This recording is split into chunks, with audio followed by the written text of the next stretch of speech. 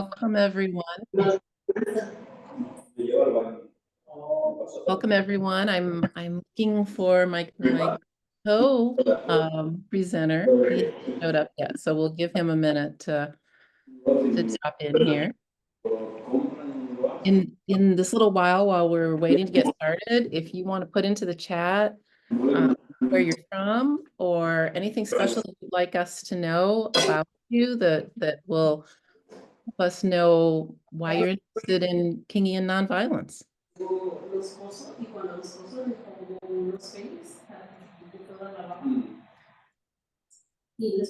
Welcome. I see someone from Indianapolis. That's nearby. I'm from Indiana.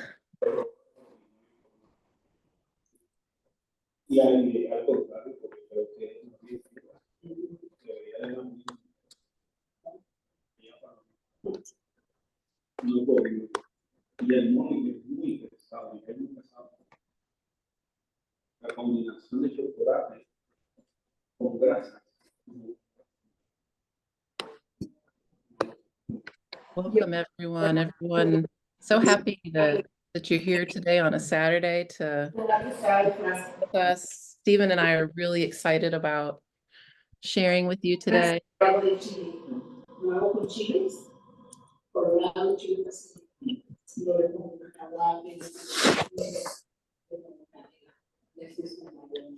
Like everybody else needs to mute. Yeah, that is a helpful suggestion. Thank you. If you're not currently presenting, if you wouldn't mind doing the mute by clicking over the little microphone on my computer, it's in the lower left. Mostly because we pick up background noise that's hard for everyone to hear. There's Stephen. Yay, I couldn't find you. Now you should unmute. There we go. Yeah, I couldn't find the little button to click over, but I am here. And you had me worried there for a minute. I see some familiar names. It feels good. I'm a fan of some of you folks. I see Jeff from Iowa. I owe you an email. I'll be in touch. Professor Howard is always a pleasure. My friend, I talk about you to Charlene all the time about how you're always teaching. So thank you all for taking your time on a Saturday afternoon. There are probably some other things you might want to be doing, but you're here with us and we're loving it. Let's see. Pax Christi USA has a couple of things that are, well, Pax Christi, not just Pax Christi USA, Pax Christi International as well, that are very unique. And one of the things is the PSA, Pray, Study, Action. We'll be turning it over to my colleague and friend, Ayanna Turner-Vance, who will be praying us in and out shortly. But first, we wanted to just do introductions with myself and my co-trainer here, Mary Quigley. We've been working for a couple of months now to put this together, and she's been wonderful to work with. Mary, do you want to go ahead and introduce yourself, and then I'll follow you?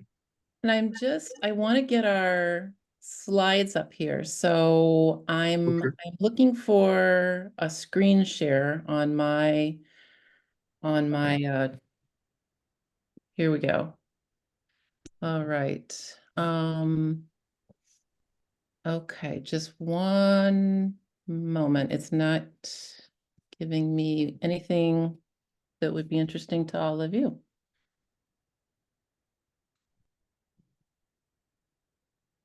All right.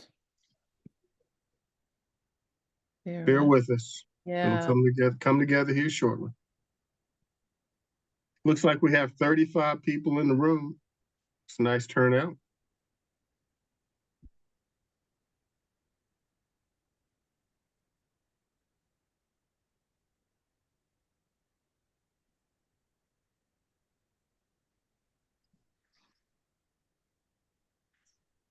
Yeah, for some reason, it's I can try sharing if yours is not working. Yeah, if you want to give it a try, I've got it up, but when I do the share, it's not in there as a choice for things to share. It's just desktop and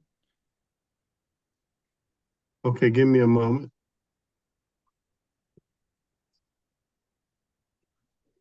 Mhm.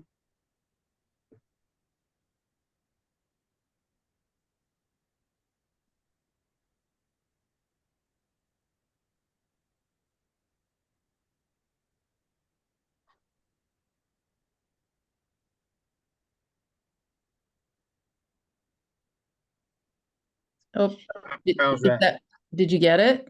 Yes, Perfect. Thank you.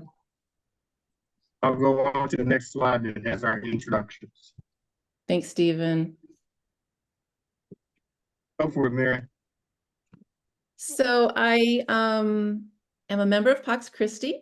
Just like many of you, I received an opportunity to learn about Kingian Nonviolence a few years ago. It was a little 1 hour event, just like what we're doing here today. And I was so excited about the fact that the Kingian nonviolence seemed to be a very holistic approach to every social justice issue that I had been concerned about.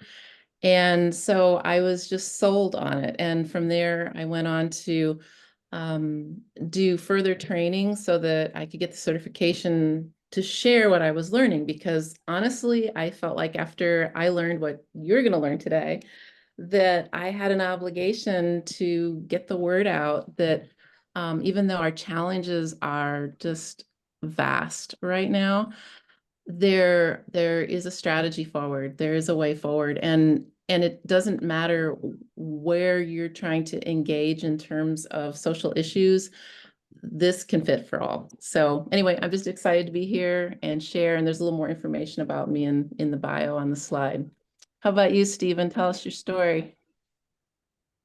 Okay, well, I'm not going to do that because we would be here for a long time. I have a lot to say about the role violence has been in my life, has played in my life, and what brought me to Pax Christi USA and to the peace building movement. I do want to dedicate this presentation to my family, particularly my daughter, and to some people like Meta Peace Team and Friends of Evan Spring who have been with me every step of the way. And I want to make one comment about Pax Christi USA and International that gives me hope, and that factors right into this program, and that is the fact that we are best, in my opinion, best positioned to move not only the nation but the world forward in a nonviolence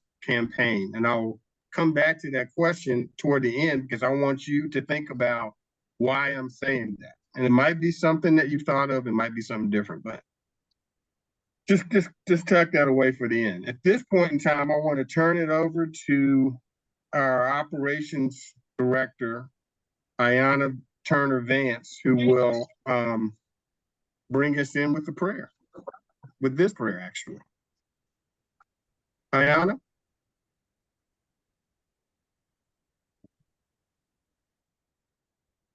I was struggling to unmute there. Thank you, Stephen. I will be leading the Lord's Prayer. This version is derived from Aramaic, so it's unique and beautiful. O thou, from whom the breath of life comes, who fills all realms of sound, light, and vibration. May your light be experienced in my utmost holiest. Your heavenly domain approaches. Let your will come true in the universe, just as on earth. Give us wisdom for our daily need. Detach the fetters of faults that bind us, like we let go the guilt of others. Let us not be lost in superficial things, but let us be freed from that what keeps us off from our true purpose. From you comes the all-working will, the lively strength to act, the song that beautifies all, and renews itself from age to age. Sealed in trust, faith, and truth, I confirm with my entire being. Amen.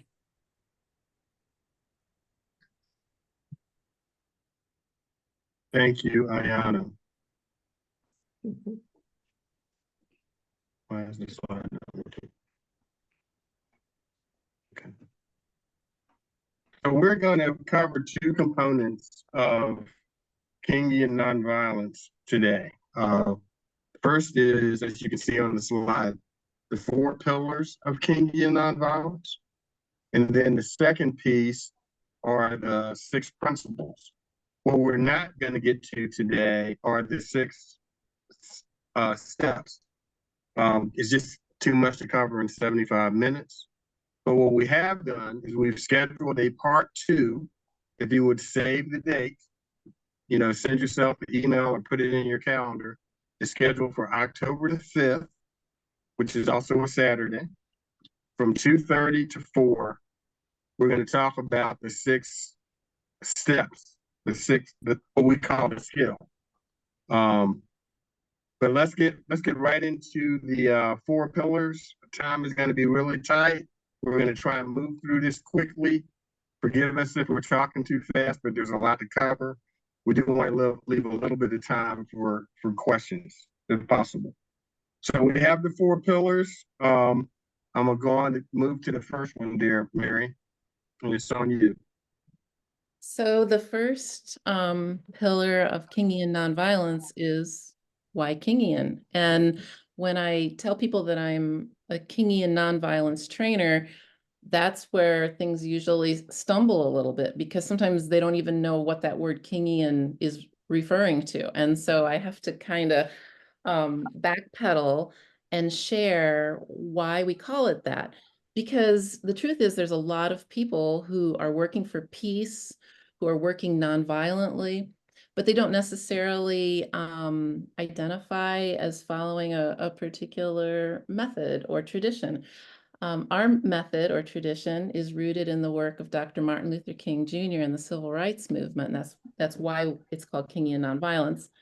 And what makes it special for us is the fact that Dr. King was eclectic, so he could read and listen to the ideas of a variety of people, even adversaries, and he could draw what was that little kernel of gold out of what they were saying or doing, and he could accept that and do something with that without just rejecting everything because someone was an adversary. And he was widely read, widely studied.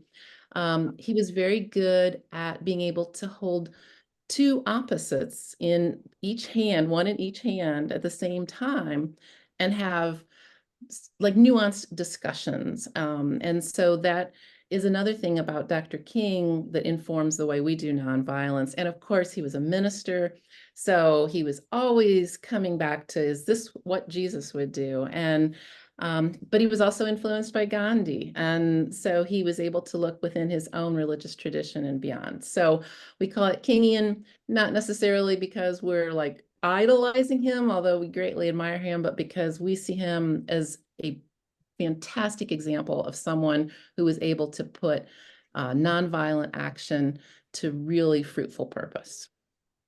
Stephen? So the next pillar is philosophy and methodology. So as Mary alluded to, he was a scholar on many levels. And since he passed, and even while he was living, there was a philosophy that he was putting forward. I think I've mentioned this a couple of times. On April 4th, 1968, he was talking with a man named Bernard Lafayette Jr., who is now Dr. Bernard Lafayette Jr., who was a chief strategist, which means he helped plan the campaigns. And he said to the now Dr. Lafayette, the goal is to internationalize and institutionalize nonviolence. And a few hours later, Dr. King was assassinated. So we like to reference that and the fact that there's a method that's being implemented, and we're gonna go into that method today. And I will turn it back to Mary. The third thing that is sometimes unique to Kingian nonviolence, although I'm sure it does show up in some other ways of doing nonviolence, is how we approach conflict. And this is one of the most exciting things to people that I share this philosophy and methodology with, is that we start out by saying conflict's normal. Expect conflict in life. And there's just like in the room, there's just this noticeable sigh of relief, some surprise, some amazement, because we really tend to think of conflict as something, oh, no. Like, you know, I can't get around conflict, or sometimes alternately, maybe we crave it in sort of a negative way. But instead, what we do is we say, hey, we're human beings. We have different life experiences. We're going to have conflict. So we start by sort of taking away all of the tension that's caused by making conflict something terrible to discuss or admit. And then what we do is we take it a step farther and we say, conflict is actually creative. Let's take this conflict and see what we can do creatively. In fact, you'll find that Dr. King sometimes would actually amplify conflicts, not by harming people ever, not by hurting people physically or emotionally, but pushing the envelope to challenge unjust systems. And so that's just really refreshing, is to look at conflict as an opportunity. And Steve? I would add that when they were in their training sessions, they would challenge, they would play, I don't like the expression devil's advocate, but they would take opposing sides on a particular issue so that they were prepared to deal with anyone who would question their approach or their philosophy or what have you. They actually confronted each other on the principles that they espouse. I'll move on to the fourth pillar, which is how we approach organizing. And so there are 6 principles, which we call the will, and there are 6 steps, which we call the skill. There are groups of Kingian trainers who consult with each other on a bi-weekly basis. Mary and I met through this group, and that's part of the reason I invited her. Well, there are 2 reasons I invited her to be involved with this. One is to help start a Pax Christi chapter in Indiana, but the other thing was just interactions with her and with this group of Kingian trainers. I bring that up because by virtue of the fact that we have this philosophy and methodology with clear steps or overlapping steps, I should say. I'll explain more about that later. It gives us this space where we can consult with each other about the work we're doing, because this is not just an academic exercise. We are studying Kingian approaches so we can apply them in our respective communities and help teach other people how to do the same. So that being said, I will turn it back to Mary to talk about the first principle. And as we lead into the principles, I've got to share that I have these written in chalk on my steps from the first floor to the second floor of our home. They're kind of wearing off at this point, but it was a homework assignment when I was getting my certification to find a way to put the principles somewhere where you'd see them, and to do it in some creative way. Which felt really fun to me, to actually be able to write on, you know, like surfaces you don't usually write on.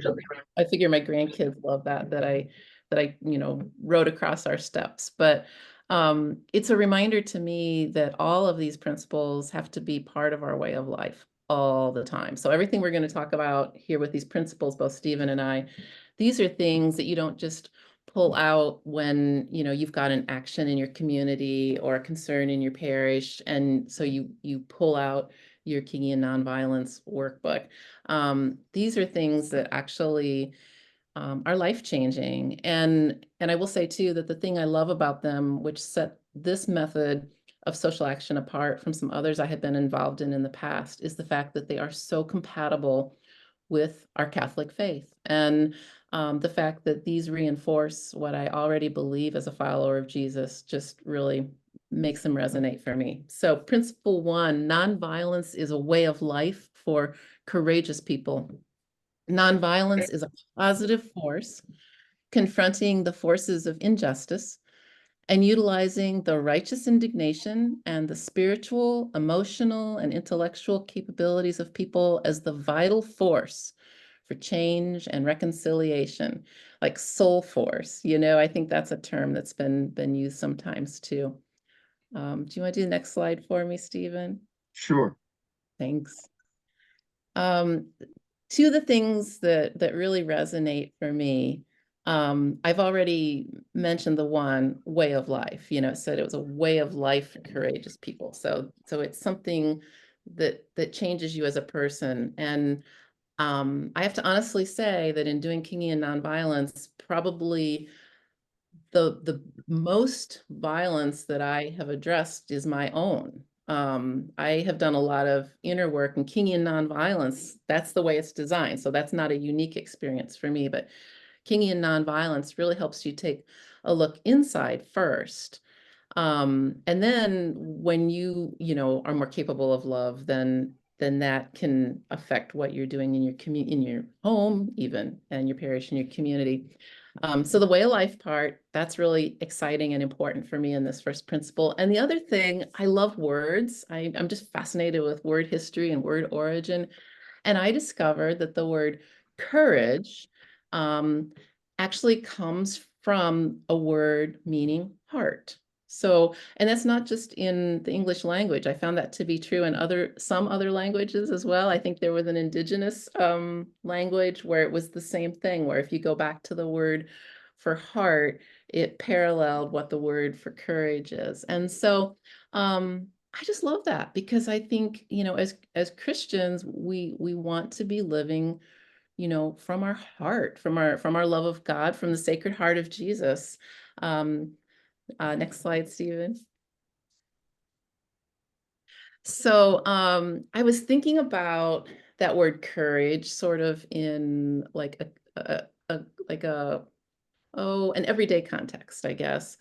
And I was thinking how a lot of times we do not think of nonviolence or peaceful living as courageous. You know, like if you look at just sort of like our common culture or our movies or our literature, a lot of times it seems like courage is being presented as, you know, something rather violent and aggressive, and something, you know, where you're kind of forcing your idea on someone else rather than bringing them in as your ally, which in Kingian Nonviolence, we want to bring people in as allies. We always want reconciliation, friendship, community, relationship.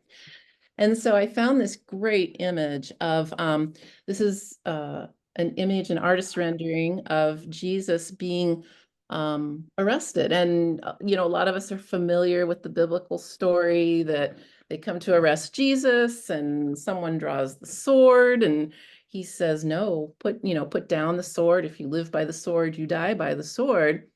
And so in looking at this picture, who's the most courageous individual in the picture? You know, to me, it seems to be Jesus, that brandishing weapons and being aggressive may in pop culture seem courageous, but the most courageous person in that image to me is Jesus. And Stephen found some great images that he's going to go up to the next slide, I think, and show how we can take that into a more contemporary example. So here's pictures from the Children's March in Birmingham, Alabama in 1963. And you can see a parallel really to Jesus's arrest, because what you see are innocent people who spoke truth to power or pushed the envelope on what was considered culturally or religiously acceptable in the name of justice, in the name of love. And people came out with violence against them. But as Stephen said, they were prepared for the fact that this was going to happen. They had practiced for what they were going to do when this occurred. And then he also has some other images, if you can go up one more slide, of Bloody Sunday, which gives you, similar examples of people being peaceful. And the thing that's really powerful about it is that what it does is it puts up kind of a mirror for your opponent. So what you're doing is you're showing them a different way, rather than fueling the aggression, rather than doing something that would only make them continue in this pattern of violence. You're doing this really brave thing, which is choosing to not retaliate, even though by a lot of standards it would seem that you would have some sort of right to. And so you're choosing this different path. And I was just starting to read the book. I'm only a little ways into it, called Jesus Christ Peacemaker by Terrence Rinn. And he described an occasion where firefighters were told to hose down protesters during the civil rights movement. And the protesters' response was to drop to their knees and start praying. And he said that the firefighters just started crying, because in their nonviolent and faithful act, what they did was they created kind of a dissonance inside the firefighters. And so whatever narrative they had been told about why they were supposed to be doing what they were doing, the humanity rose in them when they saw this nonviolent resistance. Stephen, would you like to take us into Principle 2? Yes, Principle 2, the beloved community is the framework for the future. The nonviolent concept is an overall effort to achieve a reconciled world by raising the level of relationships, I emphasize that for a reason, among people to a height where justice prevails and persons attain their full human potential.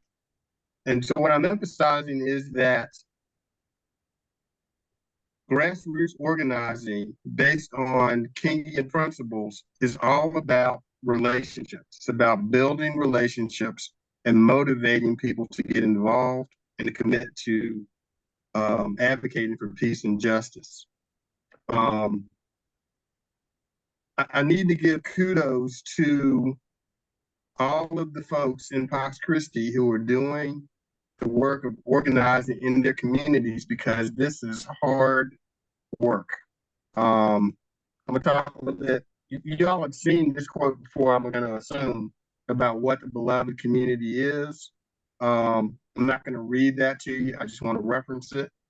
And I want to highlight the fact that it talks about racism and all forms of discrimination, bigotry, and prejudice will not be tolerated. That we are an inclusive community. I mean, everybody is part of and invited to be part of the beloved community. I'll talk a little bit about how this has come to life in real time doing community organizing, just from my experience, and the attitude that comes with this. I was working at Ohio State, I'm gonna talk quickly. I was working at Ohio State University in 1987, and there was a march in Forsyth County, Georgia. And for the first time in my life, I saw a person dressed in the Klansman garb. He was standing about 20 yards from me, and I didn't know how to react to that.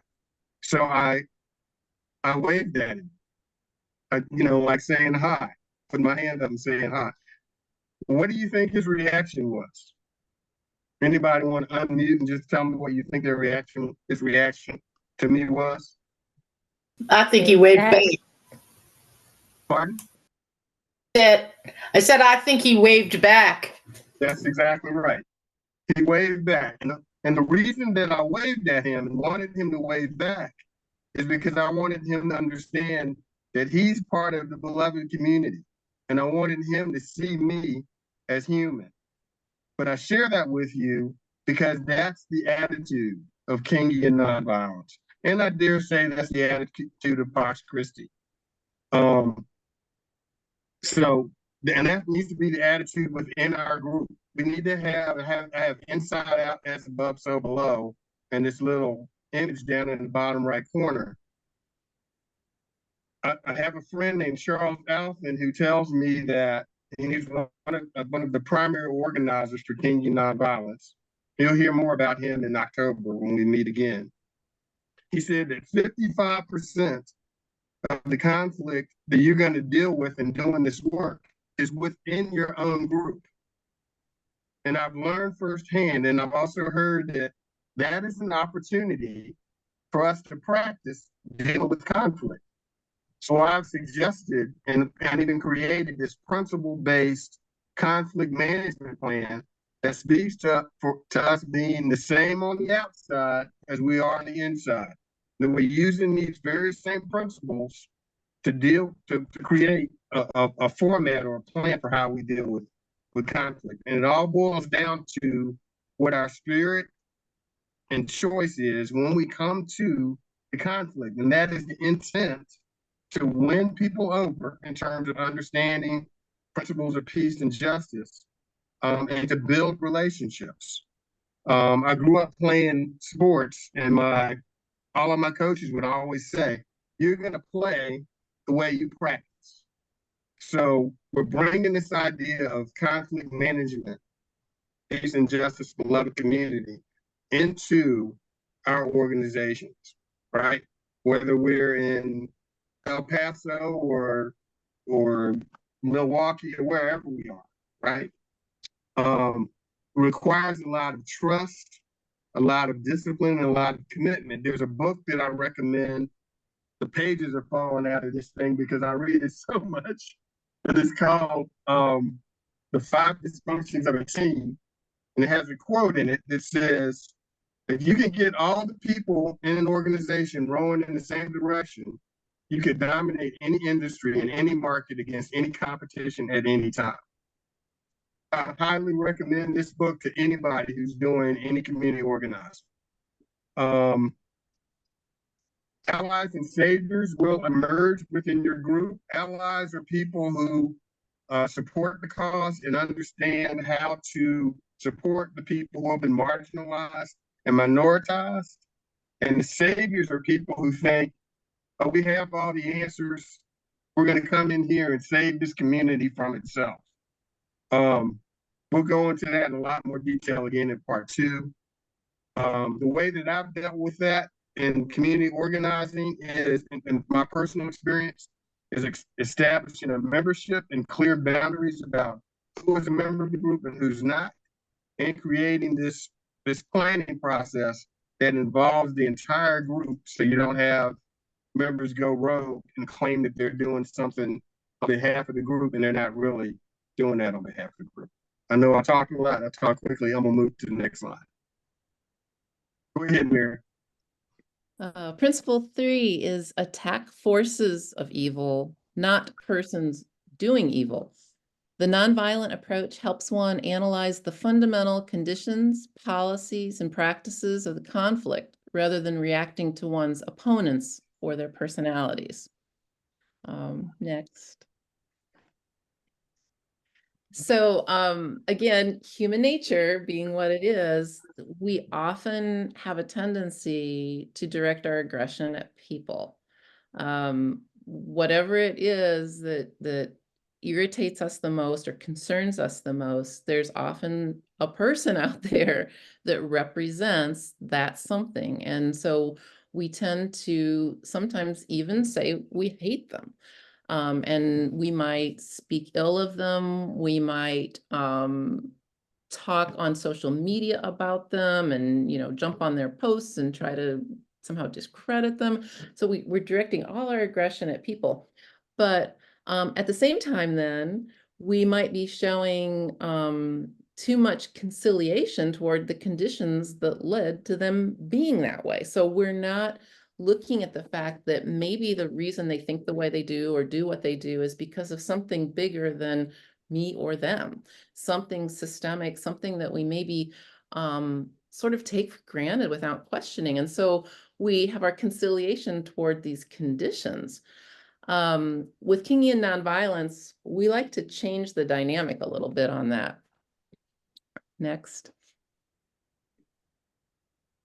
What we do with Kingian Nonviolence is if we're feeling aggression, really angry, that righteous indignation about something, we try to direct it at the conditions. So it means looking at the situation and figuring out what led to it, what are the underlying factors. And so, all of you, I'm sure, have certain things that you'd really like to make better in the world, or problems you'd like to address. And so, if you were to pause for a moment while we're going through this set of slides and just sort of think about it, you'd realize that underlying that concern is probably a history, is probably a supporting network of systems. And so what you want to do is figure out a way to challenge those. And then, Stephen, next slide. And then your conciliation can be directed toward people. So while you're addressing, say, militarism, you can at the same time have some sympathy towards people who are maybe caught up in sort of a militaristic idea of how the world should be. And you could say, well, like, that drives me crazy that my uncle that I'm having a meal with at Thanksgiving is going to be all, talking all about this thing, but I'm going to love him. I'm going to love him because he's been listening to a narrative, or he's part of a set of factors that I'm going to try to change. And then we can be allies. And there was a great quote, and I wish that I had looked this up before we were together, but I think it was maybe Bishop Camara said something along the lines of, when I give bread to the hungry, you call me a saint. When I ask why they're hungry, you call me a communist. Because it highlights the difference between addressing people and addressing systems. And then there's also this other thing I've heard people say about, and this is speaking more in terms of assistance rather than, this is more about the people that we want to help. And that's another piece of this too, is that we also, in our service work, have to be looking at conditions. The fact that, we don't want to just direct all of our energy towards helping individual people, although we have to continue doing that. We also want to look at why people are in that plight. And the story that goes with that is often, you're downriver and you keep finding there's people that are like in the river and need help being rescued from the river. And so you keep pulling people out of the river downstream. And at some point you have to figure out why people are falling in the river upstream. So that's one of the things that's really particularly strong in Kingian Nonviolence, is that we try to just reorder how we spend our energy and our emotions in conflicts.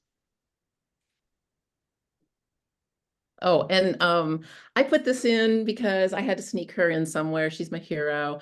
There's actually two individuals who are considered kind of the founders of Pax Christi International, from which Pax Christi USA, grew. Bishop Tejas is very important, but I get just really excited about Marta Dortel-Claudeau, and I'm sure that's because she's another Catholic woman. So I'm being totally biased here, and I'm just saying that she inspires me.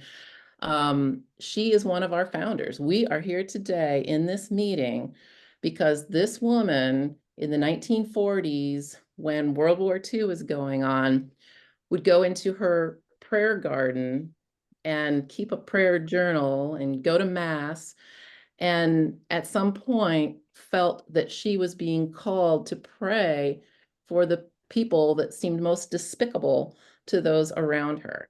And if that is not a great example of being able to have conciliation toward people, while at the same time, if you look up the history of her family, they were definitely involved with some resistance and things that dealt with systemic issues. But I just have to lift her up because I just think she's so great. And this is one of the quotes from her journal.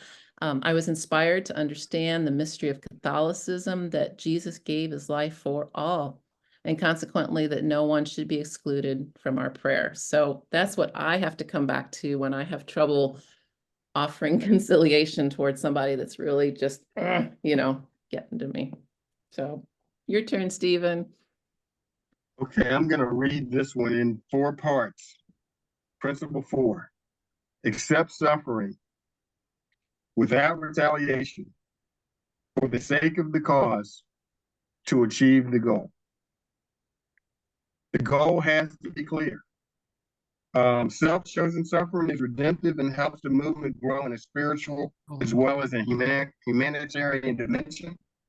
The moral authority of voluntary suffering for a goal communicates the concern to one's own friends and community, as well as to the opponent.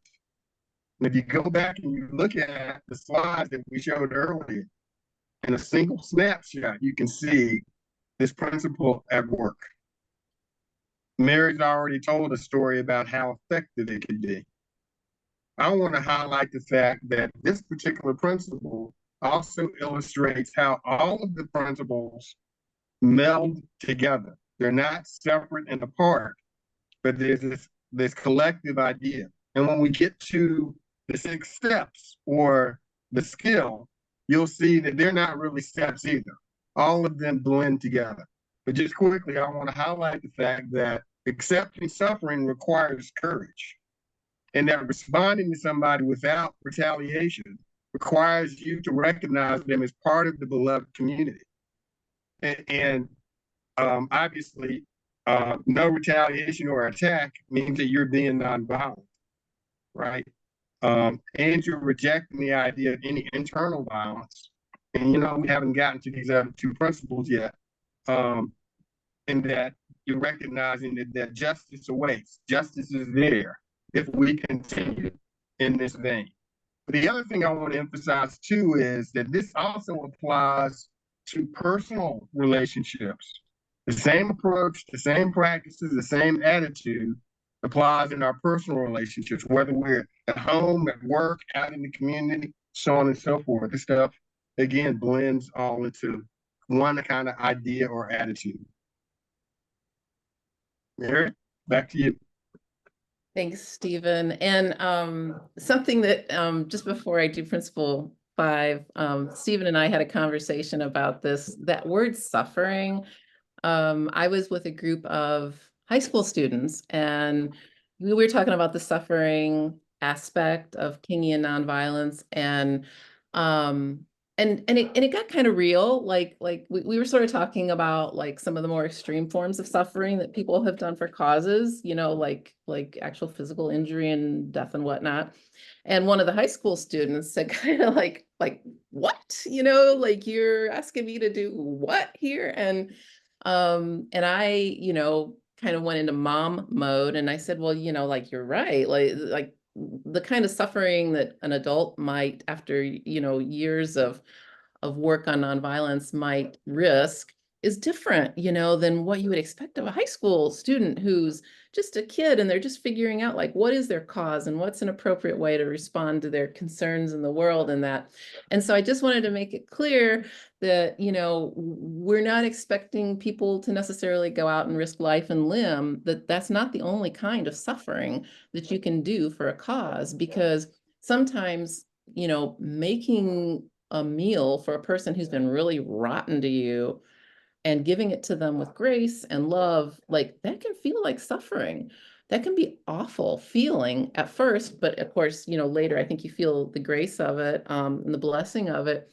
But I just wanted to make sure, since we're a really diverse group and everybody has different ideas of like what's important to them and different responsibilities in their lives. And so you don't have to think of always in terms of being, like with a fire hose on you, that there's a lot of ways that we can suffer in what may seem like small ways, but that can really have really tremendous impact in the world, because God will always take that little mustard seed, and do something big with it. If you give God an inch, God will take it a yard. So I always want to make sure with people who are just starting to sample Kingian Nonviolence that you know that there are many, many ways to suffer or to sacrifice for a cause, without necessarily jumping right into some of the scariest, kinds of things. Because I always say I'd be a terrible martyr. I read the martyr stories and that, and I'm like, nope, I'd be a terrible martyr. Principle 5 is avoid internal violence of the spirit as well as external physical violence. The nonviolent attitude permeates all aspects of the campaign. It provides a mirror type reflection of the reality of the condition to one's opponent and the community at large. Specific activities must be designed to help maintain a high level of spirit and morale during a nonviolent campaign. And so this is the language here is really oriented a lot toward when you're working with some sort of a direct action, how you just keep from feeling violent, how you maintain that inner compass. And one of our speakers earlier said something about your spiritual practice, that whenever you're doing social justice work, you always have to come back to your spiritual practice, whatever that is, and make sure that there's balance in your life, and the things that nourish your soul, like if you garden, if you dance, if you like music, if you like fishing, if you like carpentry, whatever it is that makes you feel kind of like all is right in the world, make sure you always find space for that. I know that when I'm working on things, I always have to find a balance between like the news and the emails and the talking to people and that, and just something quiet that I do with my hands, if it's just baking bread even. And I think Stephen's going to play for us a very short just a little 1 minute or so piece I found that I thought was just a wonderful way to kind of bring this all together. Some of the things that we've been talking about. You all let me know if you can't hear it, and I will do what I can to try and fix it. Okay. Oops. Hold on a second. Am I clicking? Yeah, let me tell you.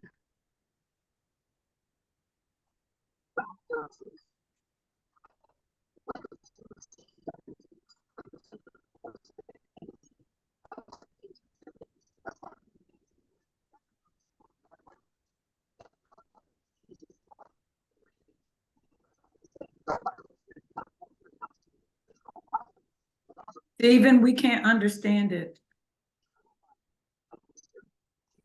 Yeah, we're not hearing any audio. Oh, no? Okay. I'm going to have to stop sharing for a second. Okay. Share the sound. You share Yeah, I need to go back in and share the sound too. Thank you, Yeah. Professor Howard.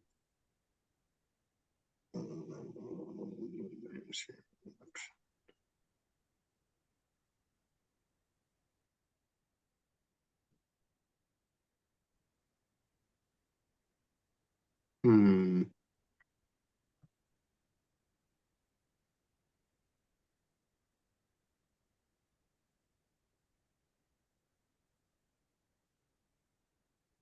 It's okay if we can read it. I'll figure it out. Okay.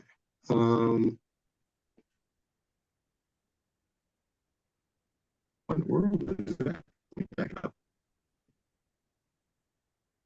Hey, tell me if you can hear it now, or if you can't hear it. Welcome to 60 Second Civics from the Center for Civic Education. I'm Mark Gage. Today we discuss Martin Luther King Jr.'s fifth principle of nonviolence, that nonviolence chooses love over hate. King emphasized that nonviolence meant not only renouncing physical violence, but also the avoidance of hatred, what he called the internal violence of the spirit. To King, true nonviolence chooses love over hate and maintains that love is the only means by which to change humanity and improve society. King defined this transformative love as agape, a love that seeks nothing in return, a love that responds to another person's hateful actions with love. Agape was central to King's philosophy of nonviolence and to the civil rights movement. That's all for today's episode. Visit civiced.org/60secondcivics, where you can test your knowledge with a daily civic.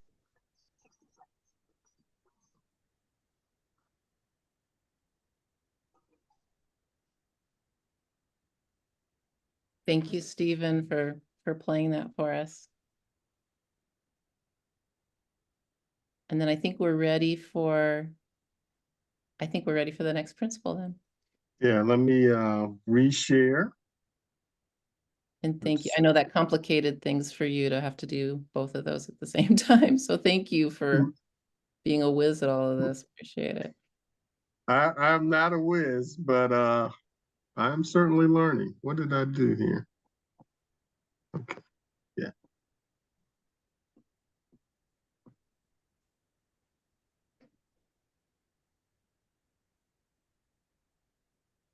Let me go back to sharing my screen. Sorry about this, y'all. I'll be right with you.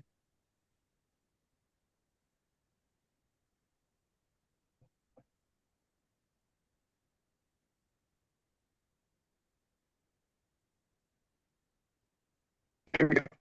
Okay. Principle 6. The universe is on the side of justice. Truth is universal. Hold on, let me get to it. Truth is universal in human society and each human being pointed to the just sense of order of the universe. The fundamental values in all the world's religions include the concept that the moral arc of the universe bends toward justice. For the nonviolent practitioner, nonviolence introduces a new moral context in which nonviolence is both the means and the end. Okay? So how do we know that the universe is on the side of justice? I like this picture. It's meant to be humorous, but it also makes a point. What's happening in this picture is that these geese are crossing the street, and there's a line of about 8 or 9 cars forming, and nobody's plowing over the geese, right? It's not human nature for us to do that. But the other thing that there are other things that I would also highlight is that there's evidence of balance in the universe. Let's use the climate change issue, right? If we don't treat the earth well, the earth responds to us. It's responding to us now. And if we don't make changes, it will get rid of us. So if we get it together or we get gone, you know, that's about balance. It's about justice. I think about reciprocity in human relationships. People tend to treat other people the way that they're treated. That too is about justice. I think that is we're programmed in that way that if somebody treats us a certain way, we're going to reciprocate. So if we are just and kind and peaceful toward others, then we're going to get that back. Everybody on this call knows that this is an affirmation of faith. It's a belief system. Let's acknowledge that up front. But most importantly, there's research that shows that a nonviolent approach is more effective than a violent. I'm going to refer you to this particular work here by Erica Chenoweth and Maria Stephan. Their research says that if you engage 3.5% of any population, What they call on the then you're able to affect change. things on the And that twice is a nonviolent protest is twice as likely to be successful than a violent approach. Okay, something for us to think about. And finally, there are some books that we've been reading. Mary mentioned the first one, Jesus Christ Peacemaker. I mentioned, I want to hold this one up, Choosing Peace. Just the other day, I asked Marie Dennis to sign my copy because it's so well done, and it documents evidence that a peaceful approach is more effective than a violent.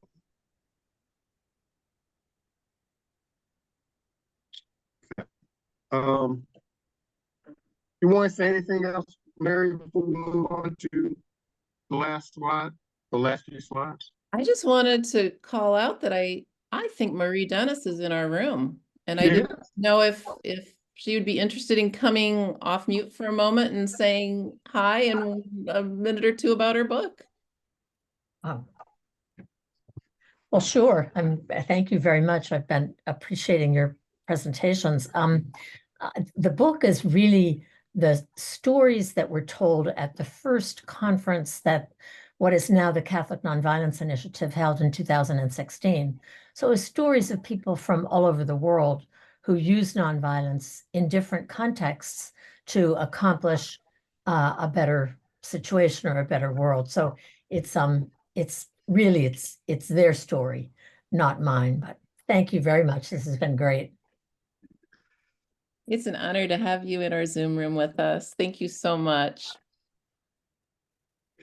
I'm going to move on to the last slide about the Kingian piece, which is this one. We're not going to have time to get into the 6 steps or the skill. I will reference the fact that we have a leader's manual. I thought I had it handy, but yeah, I do. We have the leader's manual for trainers on Kingian Nonviolence. It is a Bible of sorts for me. Here are the 6 steps outlined here. We'll talk about them in detail on October the 5th. David Jensen, David Jensen worked directly with Martin Luther King, so did Bernard Lafayette Jr. And there are other people who I'm on calls with on a regular basis. Charles Alphen, Mary Lou Finley, Sherry Bevel, who is the daughter of Diane Nash and James Bevel, if you know those names. And we regularly consult on this stuff. So I wanted you all to at least see what the principles are.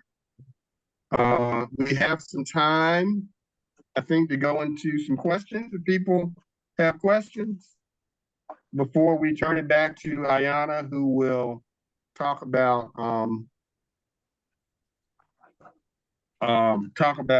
we'll pray us out. You know, I see a great question here in the chat. How may I become certified through training in Kingian Nonviolence? What would you say, Stephen? What's next? Well, there are a number of organizations that offer that. I'm familiar with them. One of them is Nonviolent Schools, Rhode Island. That's where I went for my level 1 certification. On Earth Peace is where I went for my level 2 certification. I would recommend either one of them. There are some trainings that are going to take place. I think one starts October the 3rd on the level 1 certification. I can get that information out to folks. And I've asked, I don't know if I'll be accepted, but I've asked if I can be part of that teaching team. Reason being, the more you teach it, the better you understand it. Plus, just being in the company of people like Mary Lou Finley and Sherry Bevel and all that, they're like my mentors, you know.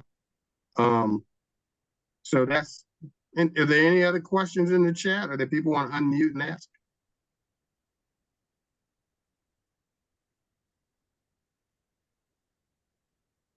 If you have a question, it's okay to come off mute and ask it. Okay, there's a question in the chat. How can one find other people willing to and able to organize around the use of these principles locally? I will speak from personal experience. There's a group called Friends of Evan Spring in Roanoke, Virginia.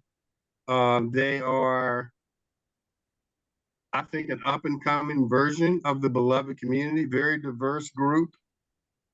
Their work is based on Kingian principles. Their approach is Kingian principles.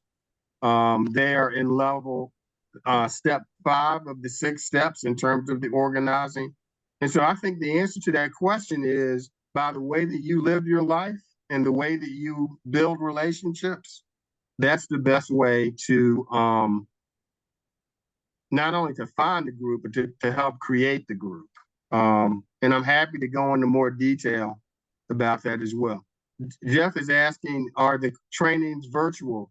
Yes, most of them are virtual. Most of the people that I know who are Kingian trainers, I've never met them in person. And I see Professor Howard has a question. Yes, first of all, I want to say thank you for such a wonderful presentation both you and Mary have done. I kind of like have a two-part question. Number one, the image of the birds walking across the animals walking across the street. Would you say that is the sign of soul force, or courage is in the heart of the word? Because it seemed like that picture showed courage in numbers with the animals walking across, but I also saw the soul force of what love is about, to stop all the cars from crossing or doing any harm. And with that, how can we use that for ourselves in our, as we've been talking about, in our political world that we're dealing with now today? Can you say more about what soul force is? I think I know what you mean. But would you elaborate a little bit so we're all on the same page? Well, soul force was one of the words that King used to describe love. And that was one of his movements of understanding the beloved community. So that was where I was coming from on that aspect. Are we talking about the same thing? Yeah, because the soul force also, I think, was Dr. King's synthesis of some of Gandhi's ideas about satyagraha, I think is the word. That might be the wrong word, so don't quote me on that. But, you know, Michael, I am just delighted by your question, because I never thought about the perspective of the geese. All I thought about was, oh, this is an example of, you know, compassion and goodness in the drivers who stopped for the geese, but I didn't ever think about what was going on with the geese. And so in some ways, I feel like you may have sort of answered your own question in some ways, because I think you've demonstrated that a key aspect to all of this is being able to see the perspective of the other. And it seems like that's just so natural for you. Because I just never thought of that. That's so great. Stephen, do you wanna respond to his question too? No, I like your response. I think both of you are right on point. I'm gonna move on to the next hand that's up, which is Mike Sala or Sala. Sorry if I got your name wrong. You're still muted. But yeah, go ahead with your question.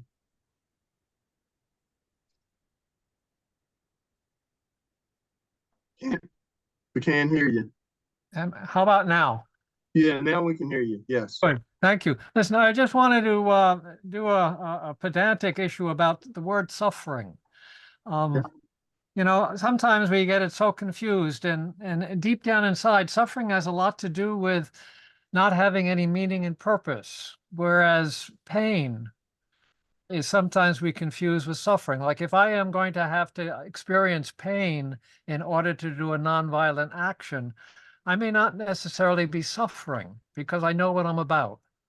So in terms of spiritual care, if I know what I'm anchored in, if I have my meaning and my purpose about why I'm doing this action, I may have physical or mental or emotional pain or difficulty or stress.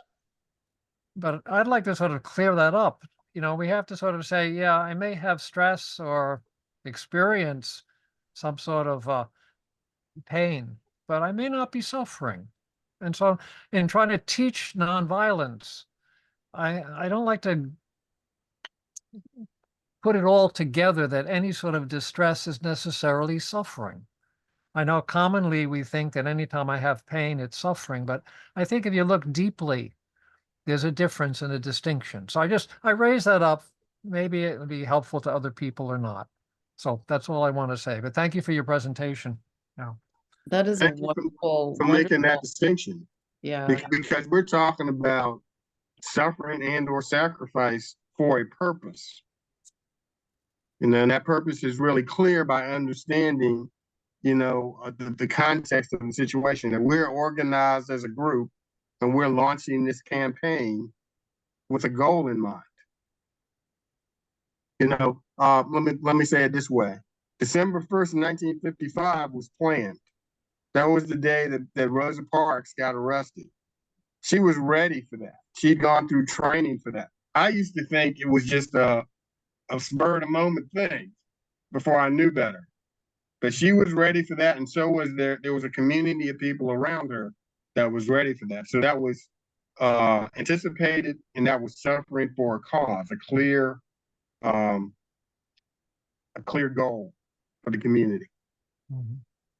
Well, I like too that Mike, you're making me think about sort of transcendence, I think, or spiritual maturity, or even the life of Jesus, and the passion of Jesus. And that word passion is a complicated word, because taken in the context of the Triduum, passion means a different thing than if someone's talking about who they're in love with or something like that. Yeah. And yet maybe they're not that different. And so I feel like you have opened up an area for a lot of deep spiritual contemplation for us, and also made us aware of the fact that a lot of times semantics really do make a difference, that we can't think that words have simple meanings,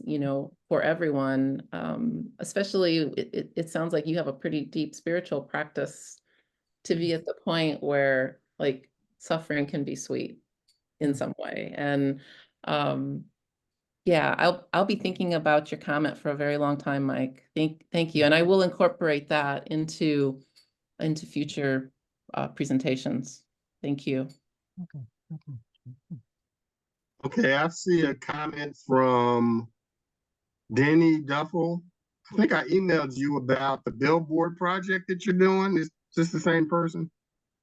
I would be glad to schedule a time to talk with any Pax Christi chapter about implementing. I mean, that's why I'm here. I mean, let's just be real. I'm here because I want Pax Christi to launch a nationwide campaign using Kingian principles. I think it's the best approach. In fact, I'm going to Florida on October 11th through the 13th to do a presentation at their conference. And the title of the conference is Voter Engagement Using the Principles and Practices of Martin Luther King. So yeah, anybody who wants to talk about this, I can talk about this all day long.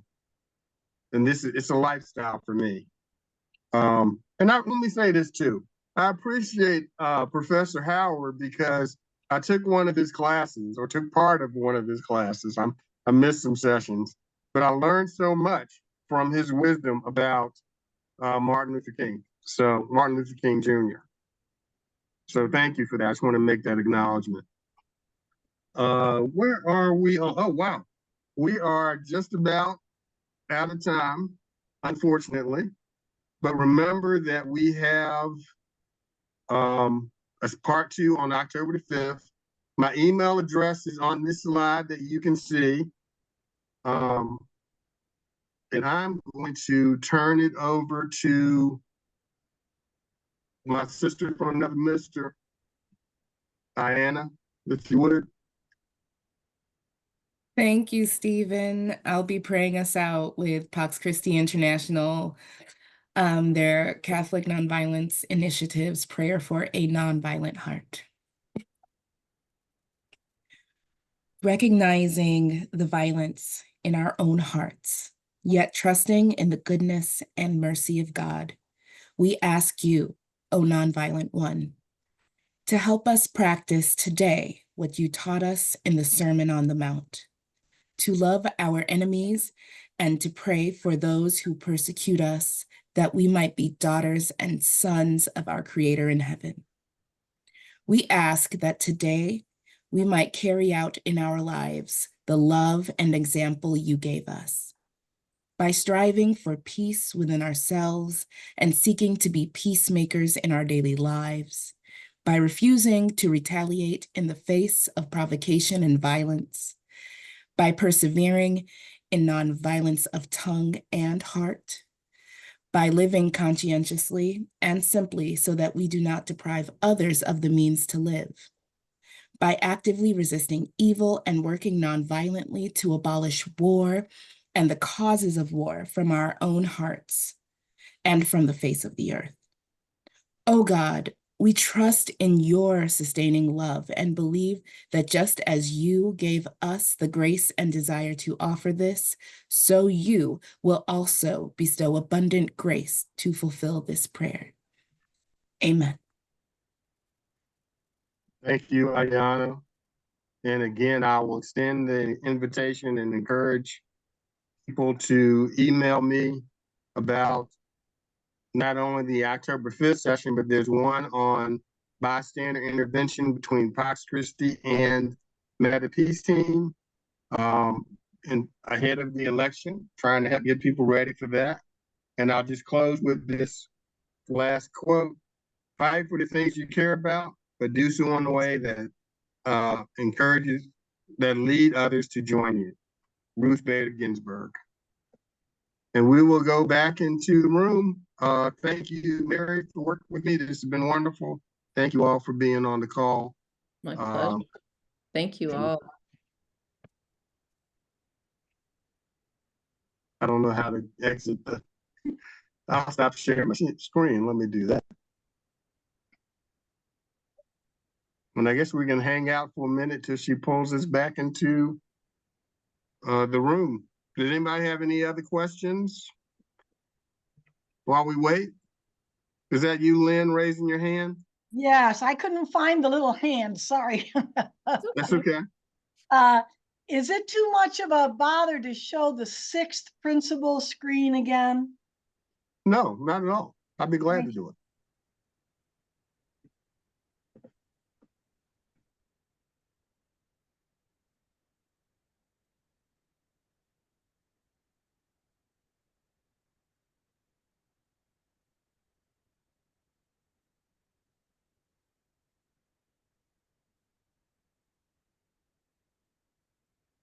Stephen, can you hear me? Yes, I can hear you. This is Dan Toussaint from Pax Christi USA County in Ohio, and we have a billboard project with the Interfaith Coalition. We're real active in leading right now, and we have a billboard project with the county sheriff, and he's asking us to come up with some nonviolent quote. So I'd like to talk to you about that with our interfaith leader, Lynn Dragomar, on Monday or whenever it's convenient for you next week. We've been having some discussions about it. We haven't come up with a good quote yet that we really think kind of encapsulates nonviolence and our mission around gun violence. So I just wanted to mention that. And we're interested in getting reach you out to anytime, Canton, too. Dan. Okay, I'll plan on doing that on Monday. We'd like to get you out here too. So we talked about that and have some ideas on that for you. So okay, thanks to you and Mary. This is really good stuff today. Dan, I wanted to be sure to let you know too, if you have interest in resources around gun violence, you may have already discovered Red Letter Christians and Shane Claiborne and the book Beating Guns. Yeah. I didn't know about Red Letter Christians, but Shane Claiborne was just here in Stark County July 21st for his Festival of Peacemaking and Nonviolence. He's leading the way. He's just fantastic. He's amazing. Who wrote the book Red Letter Christians? Is that a book of Shane's? So that's a website where they have blogs regarding a lot of contemporary issues. But the Beating Guns program is just fabulous. He came, or someone on his team came to Fort Wayne with a gun they had brought from the previous city that had been confiscated by police, and they literally beat it into a garden implement on a blacksmith's forge and let people who've been affected by gun violence come and, take a turn just to kind of have the catharsis of turning a weapon into a garden implement, in the like swords into plowshares, I think is what they're Right.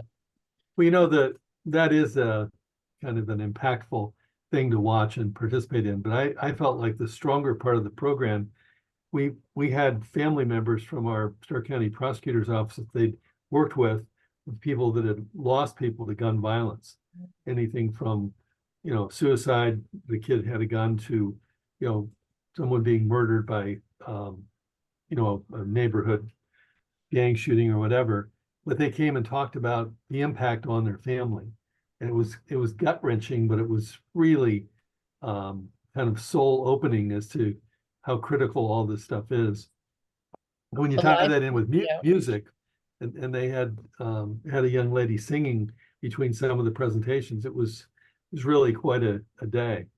So, it sounds amazing. Yeah, very, very important work. And Alive Community Outreach here in Fort Wayne, Indiana, they do a lot of work regarding the trauma to people who are related to people who have been victims of gun violence. So that's another good resource, because you said you're in Ohio, right? So you're not super far away. Canton, Ohio, right? Yeah, Northeast yeah. Ohio. So here, actually, they also had people from the shooters' family members. So the impact of having somebody that is in jail now for a long time because they were the shooter, but the impact that had on them. So it's a very big topic. Yeah, I would like to just add one more thought, that if you get a chance to look up, the lady name, I can't think. Yeah, Hamer, I think that was the name. Hamer. Mary Lou Hamer. Yeah, Fannie Lou Hamer. She definitely displayed nonviolence in her work, even after being beaten in a prison cell. And I meant to bring this up earlier when we were talking about the treatment of suffering. She suffered a lot, but yet in her suffering, she became stronger as time went on, to the point that she actually was running for a congresswoman back in her day in the early 60s. And a lot of people don't know her history. So when you think about Dr. King, we always focus on his nonviolent act, but we also have to remember that there were a lot of people who brought into that spirit of nonviolent Jesus. And one of the things that she did, and as you said, if you played well and you practiced, was she sang songs. And her favorite song was "This Little Light of Mine, I'm Gonna Let It Shine." And that was a song that brought her and her people together when they started their march against voting, working for voting rights where she was located. So, when we think about Dr. King, let's think about the other men and women who were laying their lives down on the line as well, that supported the concept. I think one of the things you talked about, that it was a team effort, not just one person, but a team effort. Thanks, Michael. Yeah, just so you all know, the room's going to automatically close in about a minute. And to your point, Professor Howard, that's part of the reason we talk about Kingian. It's not about Martin Luther King. It's about the whole movement, which would not have been possible without, a strong following that included leadership. And I appreciate the fact that you are highlighting the leadership of women, because women often get overlooked. So why don't we go ahead and exit out? I think the next session starts at 4. I know Ayana's part of leading that. She probably wants to take a little bit of break, and everybody else probably does too. So thank you all. Email me. I will respond, and we will move forward. Thank you. Yeah. Thank you all. Thank you.